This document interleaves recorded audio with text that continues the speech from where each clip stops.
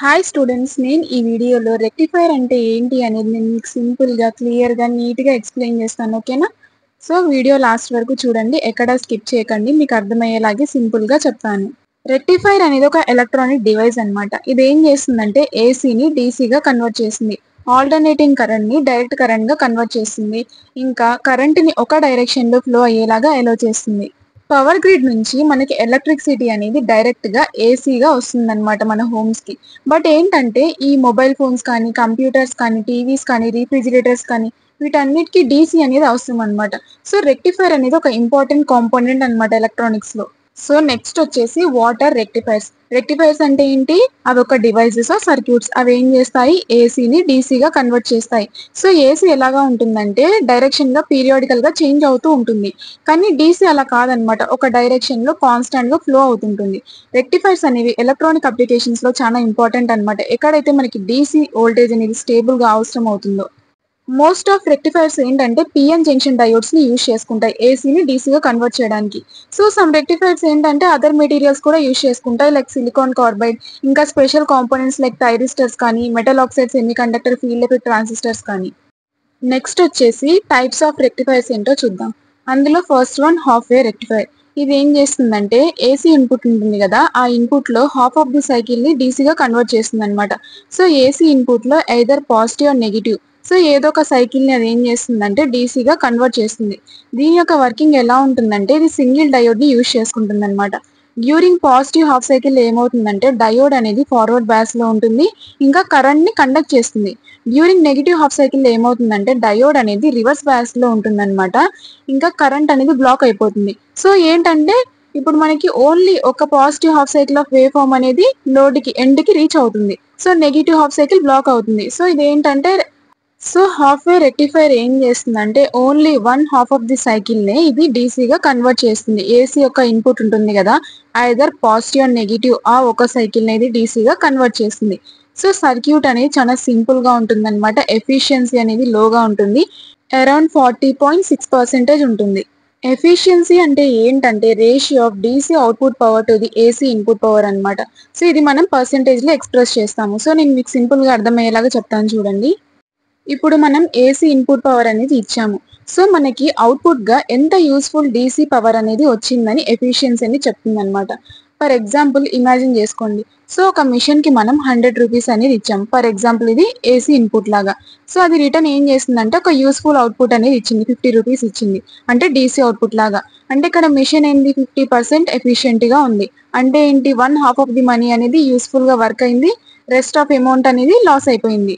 So అర్థమైంది కదా, మనం ఇచ్చే ఏసీ ఇన్పుట్ కి మనకి ఎంత యూస్ఫుల్ అవుట్పుట్ డీసీ అవుట్పుట్ వచ్చింది అనేది ఎఫిషియన్సీ చెప్తుందన్నమాట. Efficiency equal to DC output by AC input into 100. ఈ హాఫ్ వే రెక్టిఫైర్ అనేది మనం ప్రాక్టికల్ పవర్ సప్లైస్ లో యూజ్ చేయమన్నమాట. ఎందుకంటే దీని యొక్క పూర్ ఎఫిషియన్సీ వల్ల. ఓన్లీ ఇదేంటంటే స్మాల్ సిగ్నల్ డిటెక్షన్ సర్క్యూట్స్ లోనే మనం యూజ్ చేస్తాము. నెక్స్ట్ వచ్చేసి ఫుల్ వేవ్ రెక్టిఫైర్. ఇది ఏం చేస్తుందంటే ఏసీ సిగ్నల్ యొక్క టూ హాఫ్స్ ఉంటాయి కదా, positive half cycle, negative half cycle, ఈ రెండింటిని ఇది ఏంటంటే డీసీగా కన్వర్ట్ చేస్తుంది అనమాట. సో దీని యొక్క వర్కింగ్ ఎలా ఉంటుందంటే ఇది both positive and negative half cycle లో వర్క్ అవుతుంది.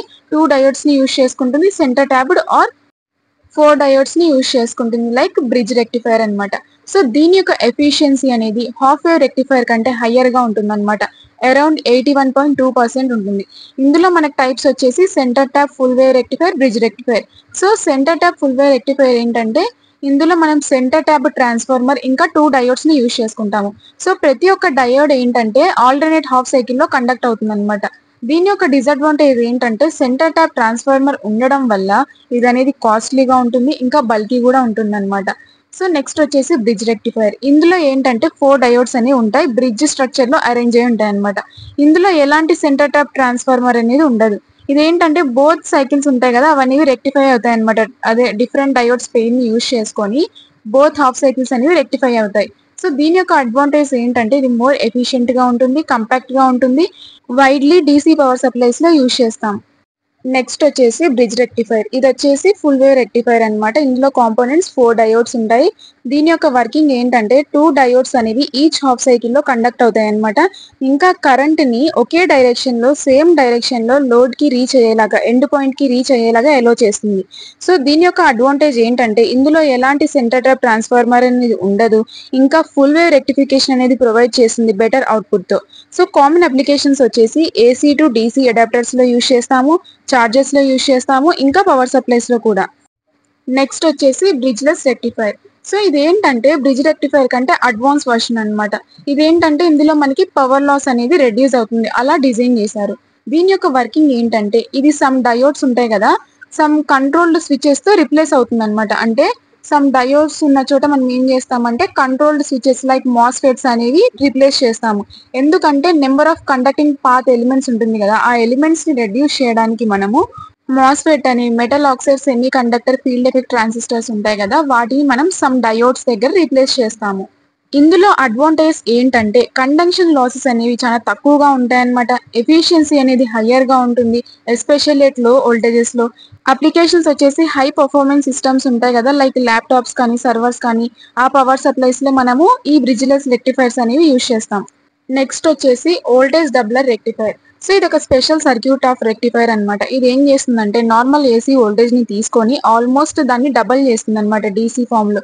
ఫర్ ఎగ్జాంపుల్ మనము 100 వోల్టేజ్ ఏసీ ఉందనుకోండి, సర్క్యూట్ కి ఇస్తే అప్పుడు ఏమవుతుందంటే 200 వోల్టేజ్ డీసీ అనేది మనకు అవుట్పుట్ గా వస్తుంది ఈ వోల్టేజ్ డబ్లర్ రెక్టిఫైర్ లో. సో ఇది ఏంటంటే 2 మెయిన్ పార్ట్స్ ని యూజ్ చేసుకుంటుంది అనమాట. ఒకటి కెపాసిటర్స్, ఇంకొకటి డయోడ్స్. సో కెపాసిటర్స్ ఏం చేస్తాయంటే ఎలక్ట్రికల్ ఛార్జ్ ని స్టోర్ చేసుకుంటాయి. డయోడ్స్ ఏం చేస్తాయి, ఒక డైరెక్షన్ లో కరెంట్ ఫ్లో అయ్యే విధంగా ఎలో చేస్తాయి. సో ఈ పార్ట్స్ అనేవి టుగెదర్ గా వర్క్ అవుతాయి అనమాట. ఎలాగంటే ఫస్ట్ హాఫ్ సైకిల్ లో ఏసీ వేవ్ లో ఏమవుతుందంటే ఫస్ట్ కెపాసిటర్ అనేది ఛార్జ్ అవుతుంది. సెకండ్ హాఫ్ సైకిల్ లో ఏమవుతుందంటే ఈ సెకండ్ కెపాసిటర్ ఉంటుంది కదా, అది ఛార్జ్ అవుతుంది అనమాట. సో ఇక్కడ ఏమవుతుందంటే బోత్ వోల్టేజెస్ అనేవి యాడ్ చేస్తుంది అనమాట, ఇంకా వోల్టేజ్ ని డబల్ చేసేస్తుంది. సో సర్క్యూట్ ఏంటి మనకి ఒరిజినల్ ఏసీ వోల్టేజ్ కంటే 2 టైమ్స్ డబల్ అనేది ఇస్తుంది అవుట్పుట్ గా. ఇందులో మనకి 2 టైప్స్ ఉన్నాయి, హాఫ్ వేవ్ వోల్టేజ్ డబ్లర్, ఇంకా ఫుల్ వేవ్ వోల్టేజ్ డబ్లర్ అన్నమాట. సో ఫస్ట్ దాంట్లో ఏంటంటే హాఫ్ వేవ్ లో ఏంటంటే 1/2 ఆఫ్ ది ఏసీ వేవ్ ని యూజ్ చేసుకుంటుంది. ఇది సింపుల్ గా ఉంటుంది, ఏమంటే స్మూత్ గా ఉండదు అనమాట. నెక్స్ట్ ఫుల్ వేవ్ వోల్టేజ్ డబ్లర్ లో ఏంటంటే ఇది both half of the AC wave ని యూజ్ చేసుకుంటుంది, బెటర్ గా ఉంటుంది, అవుట్పుట్ అనేది చాలా స్మూతర్ గా ఉంటుంది అనమాట. సో దీని యొక్క కామన్ అప్లికేషన్స్ ఏంటంటే సిఆర్టీ మానిటర్స్ టీవీస్ లో యూజ్ చేస్తాము, హై వోల్టేజ్ ని స్క్రీన్ మీద జనరేట్ చేయడానికి. నెక్స్ట్ స్మాల్ గ్యాడ్జెట్స్ లో యూజ్ చేస్తాం అనమాట. ఎక్కడైతే మనకి మోర్ వోల్టేజ్ అనేది అవసరం అవుతుందో, అంటే సింపుల్ ఏసీ పవర్ ఇచ్చినప్పుడు మనకి ఎక్కువ వోల్టేజ్ కావాలనుకున్నప్పుడు అలాంటి స్మాల్ గ్యాడ్జెట్ అప్లికేషన్స్ లో యూజ్ చేస్తాము. ఇంకా హై వోల్టేజ్ సర్క్యూట్స్ లో యూజ్ చేస్తాం అనమాట. అంటే ట్రాన్స్ఫార్మర్స్ లేకుండా మనకి ఈ పవర్ అనేది డబల్ అయ్యే విధంగా, సో ఆ విధంగా హై పవర్ వోల్టేజ్ సర్క్యూట్స్ లో యూజ్ చేస్తాం. నెక్స్ట్ వచ్చేసి కాక్రాఫ్ట్ వోల్టేజ్ మల్టిప్లేయర్. సో ఇది ఒక type of voltage multiplayer circuit అన్నమాట. సో ఇది ఏంటంటే వెరీ హై డీసీ వోల్టేజ్ ని జనరేట్ చేస్తుంది. లోయర్ ఏసీ వోల్టేజ్ నుంచి మనకి వెరీ హై డీసీ వోల్టేజ్ అనేది జనరేట్ చేస్తుంది. దీని యొక్క వర్కింగ్ ఎలా ఉంటుందంటే ఇందులో మనకి డయోడ్స్ అండ్ కెపాసిటర్స్ అనేవి స్టెప్ బై స్టెప్ ఒక చైన్ లాగా కంబైన్డ్ అయి అరేంజ్ అయ్యింది అనమాట వోల్టేజ్ ని మల్టిప్లై చేయడానికి. సో అవుట్పుట్ అనేది ఏసీ వోల్టేజ్ కంటే చాలా హయ్యర్ గా ఉంటుంది అనమాట. దీని యొక్క అప్లికేషన్స్ వచ్చేసి practical accelerators, X ray machines, electrostatic machines, ఇంకా ఫోటో కాపీయర్స్ లో యూజ్ చేస్తాం. నెక్స్ట్ వచ్చేసి చాపర్ రెక్టిఫైర్. సో ఈ చాపర్ రెక్టిఫైర్ అనేది ఒక స్పెషల్ టైప్ ఆఫ్ సర్క్యూట్ అన్నమాట. ఇందులో ఫస్ట్ ఏమవుతుందంటే ఏసీ అనేది డీసీగా చేంజ్ అవుతుంది అనమాట, లైక్ ఏ నార్మల్ రెక్టిఫైర్ లాగా. తర్వాత ఏమవుతుందంటే ఈ డీసీ ఉంటుంది కదా, ఈ డీసీ అనేది అనదర్ ఫార్మ్ ఆఫ్ డీసీగా కన్వర్ట్ అవుతుంది అనమాట. సో ఎక్కడైతే మనకి వోల్టేజ్ అనేది కంట్రోలబుల్ అవుతుందో, సో బేసికల్ గా ఏంటంటే మనకి అవుట్పుట్ అనేది ఒక కంట్రోలబుల్ డీసీ అవుట్పుట్ గా వస్తుంది అనమాట స్విచ్ ని యూజ్ చేసుకొని. సో ఇది ఎలా వర్క్ అవుతుంది, ఫస్ట్ ఏమవుతుందంటే సర్క్యూట్ అనేది ఏసీని డీసీగా కన్వర్ట్ చేస్తుంది డయోడ్స్ ని యూజ్ చేసుకొని ఒక నార్మల్ రెక్టిఫైర్ లాగా. నెక్స్ట్ చాపింగ్ అనేది జరుగుతుంది అనమాట. అంటే ఏంటంటే ఒక స్విచ్ అనమాట, లైక్ ట్రాన్సిస్టర్ ఆర్ మాస్ఫెట్. ఇది ఏం చేస్తుందంటే డీసీని టర్న్ ఆన్ టర్న్ ఆఫ్ చేస్తూ ఉంటుంది అనమాట ఫాస్ట్ గా. ఈ ప్రాసెస్ ని చాపింగ్ అని అంటాము. ఈ టైమింగ్ ఉంటుంది కదా, ఏదైతే ఆన్ ఆఫ్ మధ్యలో స్విచ్ అవుతూ ఉంటుంది కదా, ఆ టైమింగ్ బట్టి వోల్టేజ్ అనేది కంట్రోల్ అవుతుంది అనమాట. ఈ ఆన్ ఆఫ్ రేషియో ఏదైతే ఉందో దాన్ని మనం డ్యూటీ సైకిల్ అని అంటాం అనమాట. So duty cycle equal to time on divided by total time. So ఒకవేళ స్విచ్ అనేది మోర్ టైంలో ఆన్లో ఉందనుకోండి, అప్పుడు మోర్ వోల్టేజ్ వస్తుంది మనకి. ఒకవేళ స్విచ్ అనేది తక్కువ టైము ఆన్ అవుతూ ఉందనుకోండి, సో అప్పుడు ఏమవుతుందంటే లెస్ వోల్టేజ్. ఈ చూపర్ రెక్టిఫైయర్ యొక్క అప్లికేషన్స్ ఏంటంటే, ఇది డీసీ మోటార్స్‌లో యూజ్ చేస్తామనమాట. దాని యొక్క స్పీడ్‌ని స్మూత్‌గా కంట్రోల్ చేయడంలో. ఇంకా బ్యాటరీ చార్జర్స్‌లో యూజ్ చేస్తాము. వేరియబుల్ ఛార్జింగ్ వోల్టేజ్‌ని ఇవ్వడానికి. ఇంకా ఏంటంటే డీసీ పవర్ సప్లైస్‌లో యూజ్ చేస్తామనమాట. ఎక్కడైతే మనకి అవుట్‌పుట్ వోల్టేజ్ అనేది అడ్జస్టబుల్‌గా ఉండాలో, ఇంకా సోలార్ పవర్ సిస్టమ్స్‌లో యూజ్ చేస్తామనమాట. ఎందుకంటే అవుట్‌పుట్ వోల్టేజ్‌ని రెగ్యులేట్ చేయడానికి. నెక్స్ట్ వచ్చేసి షార్ట్ కీ రెక్టిఫైయర్. సో ఇందులో ఏంటంటే షార్ట్ కీ డయోడ్ అనేది యూజ్ చేసుకుంటుందన్నమాట. Metal semiconductor junction. ఇందులో ఏంటంటే లో ఫార్వర్డ్ వోల్టేజ్ డ్రాప్ అనేది ఉంటుంది. టైపికల్‌గా 0.2-0.4 వోల్ట్స్. సో దీని యొక్క అడ్వాంటేజ్ ఏంటంటే ఇందులో వెరీ ఫాస్ట్ స్విచ్చింగ్ స్పీడ్ అనేది ఉంటుంది. ఇంకా పవర్ లాస్ అనేది చాలా తక్కువగా ఉంటుందన్నమాట. నార్మల్ సిలికాన్ డయోడ్స్‌తో కంపేర్ చేస్తే. సో దీని యొక్క అప్లికేషన్స్ ఏంటంటే హై స్పీడ్ స్విచ్చింగ్ సర్క్యూట్స్‌లో యూజ్ చేస్తాము. ఇంకా లో వోల్టేజ్ పవర్ సప్లైస్‌లో యూజ్ చేస్తాము. ఆర్ఎఫ్ సర్క్యూట్స్‌లో యూజ్ చేస్తాము. ఇంకా సోలార్ ఇన్వర్టర్స్‌లో కూడా. నెక్స్ట్ వచ్చేసి synchronous rectifiers. So synchronous rectifier అనేది మాస్ఫెట్ ని యూజ్ చేసుకుంటుందన్నమాట. రెగ్యులర్ డయోడ్స్ కాకుండా మాస్ఫెట్స్ ని యూజ్ చేసుకుంటుంది. ఏసీని డీసీగా కన్వర్ట్ చేయడానికి. సో మాస్ఫెట్స్ అనేవి ఎలక్ట్రానికల్లీ కంట్రోల్ అన్నమాట. టర్న్ ఆఫ్ టర్న్ ఆన్ చేయడానికి రైట్ టైంలో. సో ఇదేంటంటే డయోడ్స్ లాగే బిహేవ్ చేస్తుంది. కానీ ఏంటంటే ఇందులో మనకి వెరీ లో వోల్టేజ్ డ్రాప్ ఉంటుంది. దీనివల్ల ఏమవుతుందంటే పవర్ లాస్ కూడా చాలా తగ్గిపోతుంది. అడ్వాంటేజ్ వచ్చేసి ఏంటంటే ఎఫిషియన్సీ అనేది చాలా హయ్యర్ గా ఉంటుందన్నమాట. ఎస్పెషల్‌గా ఇదనేది లో వోల్టేజ్ ఇంకా హై కరెంట్ సర్క్యూట్స్‌లో మంచిగా యూజ్‌ఫుల్ అవుతుంది. ఇంకా ఏంటంటే లెస్ హీట్ అనేది ప్రొడ్యూస్ అవుతుందన్నమాట. ఎందుకంటే ఇందులో పవర్ లాస్ చాలా తక్కువగా ఉంటుంది గదా! సో అప్లికేషన్స్ ఏంటంటే కంప్యూటర్ పవర్ సప్లైస్‌లో, ఎలక్ట్రిక్ వెహికల్ చార్జర్స్‌లో, ఇంకా డీసీ టు డీసీ కన్వర్టర్స్‌లో యూజ్ చేస్తాం. నెక్స్ట్ వచ్చేసి జీనా డయోడ్ రెక్టిఫైర్. సో జీనా డయోడ్ రెక్టిఫైర్ అనేది ఒక సర్క్యూట్ అన్నమాట. ఇదేంటంటే జీనా డయోడ్స్ ని యూజ్ చేసుకుంటుంది రెక్టిఫికేషన్ తర్వాత వోల్టేజ్ ని రెగ్యులేట్ చేయడానికి. సో దీని యొక్క వర్కింగ్ ఎలా ఉంటుందో చూద్దాం. సో జీనా డయోడ్స్ అనేవి మనం రివర్స్ బయాస్ లో ప్లేస్ చేస్తాము. ఎప్పుడైతే ఇన్పుట్ వోల్టేజ్ అనేది సర్టెన్ లిమిట్ కంటే అబోవ్ వెళ్ళినప్పుడు దాన్ని మనం జీనార్ వోల్టేజ్ అని అంటాం అనమాట. సో డయోడ్ అనేది కండక్ట్ అవుతుంది. ఇంకా ఏంటంటే అవుట్పుట్ వోల్టేజ్ ని కాన్స్టాంట్ గా ఉంచుతుంది అనమాట. సో దీనివల్ల ఏమవుతుందంటే ఇది సర్క్యూట్ ని ప్రొటెక్ట్ చేస్తుంది అనమాట వోల్టేజ్ చేంజెస్ నుంచి. అడ్వాంటేజ్ ఏంటంటే ఇది సింపుల్ గా ఉంటుంది. ఇంకా వోల్టేజ్ ని మంచిగా ఈజీగా రెగ్యులేట్ చేస్తుంది. వోల్టేజ్ స్పైక్స్ నుంచి సెన్సిటివ్ కాంపోనెంట్స్ ని మంచిగా ప్రొటెక్ట్ చేస్తుంది. సో దీని యొక్క అప్లికేషన్స్ వచ్చేసి వోల్టేజ్ రెగ్యులేటర్స్, ఇంకా power supply protection circuits, reference voltage generation. Some special types of rectifiers ఏంటో చూద్దాం. సో ఫస్ట్ వన్ వచ్చేసి మెర్క్యూరీ ఆర్క్ రెక్టిఫైర్. సో ఈ మెర్క్యూరీ ఆర్క్ రెక్టిఫైర్ అనేది ఒక ఓల్డర్ టైప్ ఆఫ్ రెక్టిఫైర్ అన్నమాట. సో ఇది ఏసీని డీసీగా కన్వర్ట్ చేస్తుంది. ఇప్పుడు వచ్చాయి కదా మనకి డయోడ్స్ కానీ టైరిస్టర్స్ కానీ ఇప్పుడు కామన్ గా యూజ్ చేస్తున్నాం. దీనికంటే ముందు వచ్చాయి అనమాట ఇవి. సో దీని యొక్క కన్స్ట్రక్షన్ ఎలా ఉంటుందంటే ఇది అనేది ఒక గ్లాస్ వెజిల్ లో సీల్డ్ అయి ఉంటుంది అనమాట. అందులో మెర్క్యూరీ వేపర్ అనేది ఉంటుంది. సో మెర్క్యూరీ పూల్ అనేది మనకి బాటమ్ లో ఉంటుంది అనమాట. సో అది క్యాథోడ్ లాగా యాక్ట్ అవుతుంది. పైన యానోడ్ వచ్చేసి మనకి టాప్ లో ఉంటుంది అనమాట ఇన్సైడ్ వెజిల్ లో. సో ఇది ఎలా వర్క్ అవుతుందంటే ఎప్పుడైతే మనం వోల్టేజ్ అనేది ఇస్తామో అప్పుడు ఒక ఆర్క్ అనేది ఫామ్ అవుతుంది అనమాట.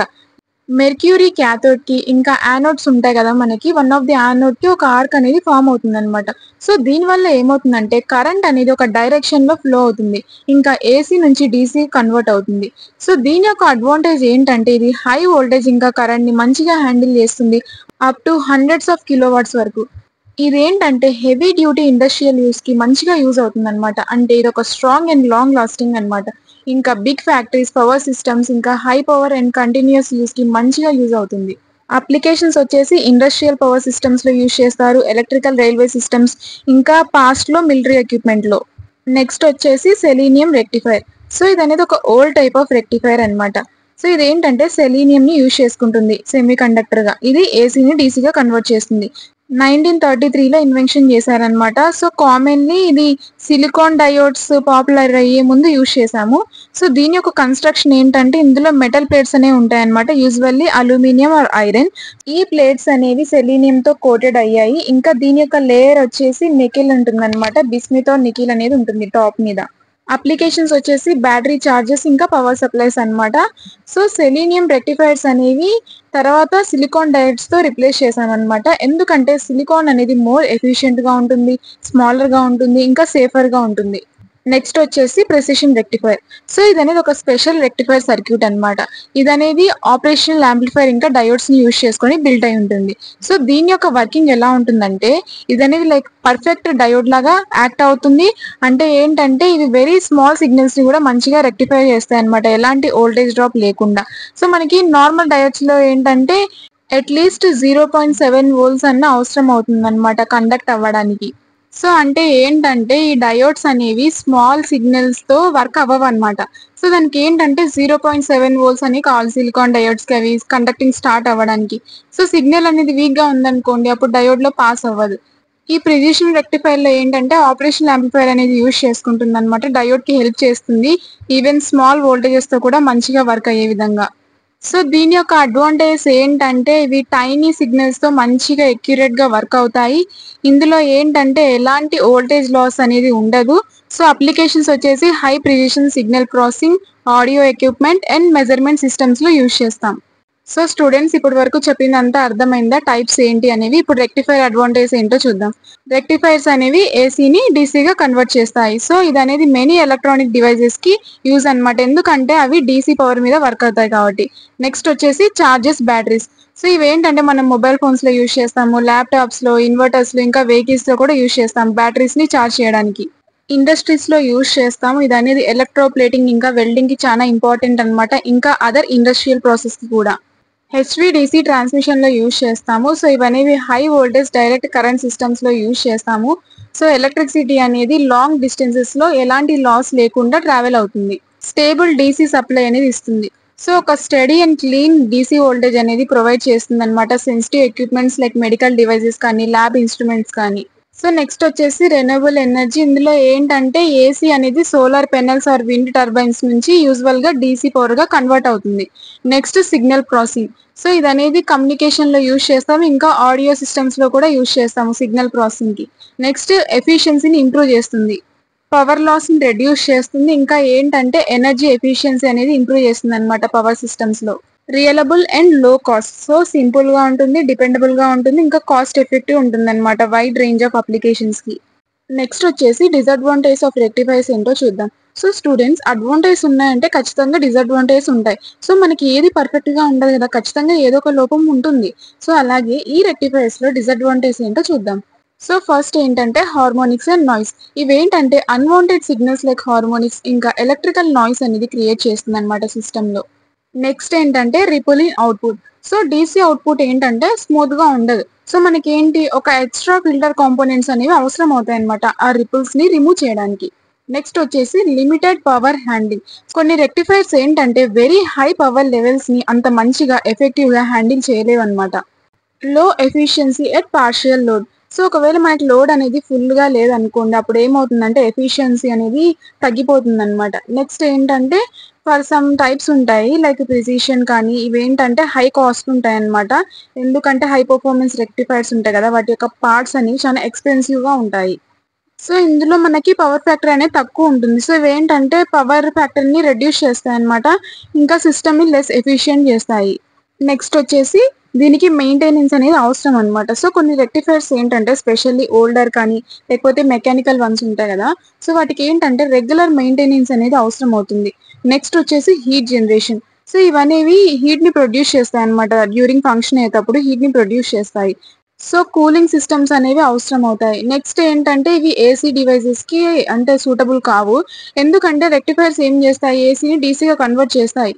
సో మనము ఇప్పుడైతే మనకి ఏసీ పవర్ కావాలి అన్నప్పుడు అక్కడ మనకి రెక్టిఫైర్స్ యూజ్ అవ్వవు.